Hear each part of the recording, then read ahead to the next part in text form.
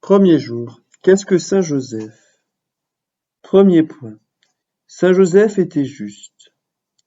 Le panégyrique de la Sainte Vierge par saint Luc est bien court.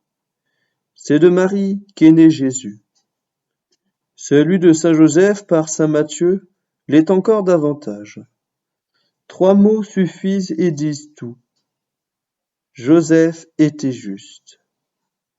Par ces 3 mots, le Saint-Esprit fait l'éloge le plus complet de ce grand saint.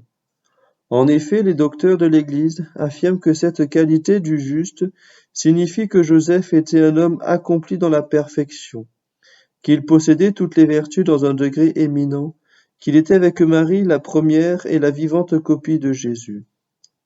Ainsi, il était juste envers Dieu, profondément pénétré de foi, de soumission, de confiance et d'amour envers sa divine majesté. Il était juste envers le prochain, car il pratiquait toujours les œuvres de charité, spirituelles et corporelles. Enfin, il était juste envers lui-même. Il ne négligeait rien pour préserver son âme du mal et l'unir à l'être infini. C'est donc par une vie irréprochable, par la pratique de toutes les vertus, par une éminente sainteté, que notre glorieux patron a mérité le titre de juste. Aussi, l'Église lui donne-t-elle la qualité de très saint. Joseph, qu'elle ne donne à aucun autre bienheureux. Ô quel saint et illustre Joseph, écrivait saint François de Sales. C'est à bon titre qu'il est comparé à la palme, le roi des arbres. Il semblait presque qu'il fût aussi parfait, ou qu'il eût les vertus en si haut degré que les avait la bienheureuse Vierge. Âme chrétienne, rentrez en vous-même, et adressez-vous cette importante question. Suis-je juste de la justice qui convient à mon état, à ma vocation, de cette justice que Dieu a bien droit de me demander après toutes les lumières et toutes les grâces que j'ai reçues de lui? N'y a-t-il pas quelque devoir que je néglige presque entièrement, soit envers Dieu, soit à l'égard du prochain, soit pour mon âme?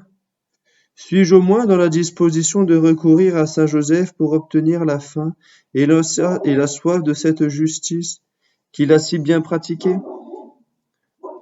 Deuxième point. Il était de la famille de David. Joseph était de la famille de David, c'est-à-dire de la famille élue et consacrée pour la royauté. Il comptait parmi ses ancêtres des patriarches, des princes et des rois, et le trône avait été promis comme une éternelle bénédiction à la race dont il était le rejeton. Mais ce qui fait principalement la gloire et la grandeur de saint Joseph, c'est qu'il appartient à la famille bénie qui doit donner le Messie au monde. Il est du même rang de la Vierge Marie, et Jésus son Fils. Déjà, les temps sont accomplis, et voilà que la tige de Jessé va reverdir en lui. De sa race royale naîtra le désiré des nations, et il en sera le Père et le protecteur. Ô Dieu, quel honneur, quelle dignité! Et nous, qui appartenons à ce royal sacerdoce inauguré par le fils adoptif de Joseph, nous qui avons vu aussi refleurir en nos mains le sceptre de nos pères, c'est-à-dire Jésus-Christ, en comprenons-nous la sublime élévation? Les sacrements, et surtout l'Eucharistie, nous identifient avec Jésus-Christ. En profitons-nous? Ô âme chrétienne, reconnaissez votre dignité et examinez sérieusement si vous correspondez, par la sainteté de votre vie, à la sublimité de votre vocation. Ô saint Joseph, obtenez-nous la grâce de profiter des bénédictions dont vous fûtes comblés et auxquelles nous participons comme chrétiens. Exemple. Entre tous les saints, il n'en est pas qui ait porté plus d'affection tendre et respectueuse au digne époux de Marie que la séraphique sainte Thérèse. Elle en parle dans ses œuvres avec cet enthousiasme qui inspire une confiance sans bornes et un amour éprouvé. Elle l'appelle son tendre et vénérable Père, son bien-aimé protecteur. Jamais elle ne l'a invoqué en vain. Il lui a accordé, dit-elle, au-delà de ses demandes. Elle a toujours vu ceux qui l'invoquaient avec confiance faire de rapides progrès dans les voies de la perfection. Plus d'une fois, en échange d'un si vif attachement, Thérèse eut avec saint Joseph de ces célestes communications qui ravivent son âme. Plus d'une fois, elle eut le bonheur de jouir de cette vision céleste, où le saint patriarche, se découvrant à ses regards, lui témoignait sa bienveillance et l'assurait de ses bontés. La sainte ne fut pas ingrate, elle s'attacha à inspirer à tous les cœurs l'amour de saint Joseph.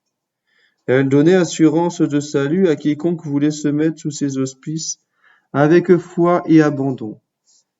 C'est elle qui eut la gloire de populariser, surtout en Espagne, le culte de l'époux de Marie. C'est elle qui lui a fait élever tant d'autels, dédier tant d'églises. Prions donc sainte Thérèse de nous inspirer un si précieux amour.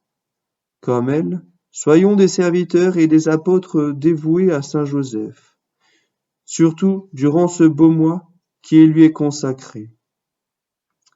Prière. Ô bienheureux saint Joseph, chaste époux de l'auguste Marie, une voix a dit à mon cœur, allez à Joseph. Et depuis ce moment, c'est pour moi un bonheur de vous aimer et de vous servir. Attiré par votre bonté paternelle, je me prosterne à vos pieds pour vous offrir les pénitences de ce mois béni. Je redoublerai de zèle et de dévouement.